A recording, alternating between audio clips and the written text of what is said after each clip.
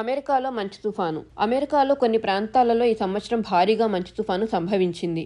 బుధవారం మధ్యాహ్నం మొదలైన ఈ తుఫాను గురువారం మధ్యాహ్నం వరకు కొనసాగింది. New York, New Jersey, Connecticut, Philadelphia, Virginia, Boston చాలా ప్రాంతాలలో ఈ మంచు తుఫాను చాలా ఎక్కువగా సంభవించింది. మంచు సుమారుగా 10 నుంచి 12 ఇంచుల వరకు కురిసింది.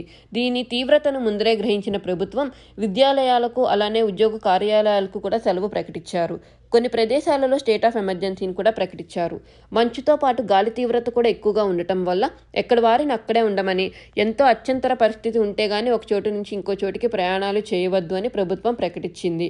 కొన్ని ప్రదేశాలలో విద్యుత్ సరఫరా కూడా ఆగిపోయింది. తుఫాను తీవ్రత ఎక్కువగా ఉండటం వల్ల విమాన రాకపోకలకు కూడా తీవ్ర అంతరాయం కలిగింది.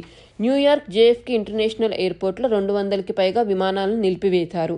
బోస్టన్ ఇంటర్నేషనల్ ఎయిర్పోర్ట్లో 200కి పైగా, ఫిలడెల్ఫియా ఇంటర్నేషనల్ ఎయిర్పోర్ట్లో 50కి పైగా, వాషింగ్టన్ డ్యూలస్ ఇంటర్నేషనల్ ఎయిర్పోర్ట్లో 150కి పైగా, న్యూయార్క్, న్యూజెర్సీ ఇంటర్నేషనల్ ఎయిర్పోర్ట్లో 250కి పైగా విమానాలను నిలిపివేశారు.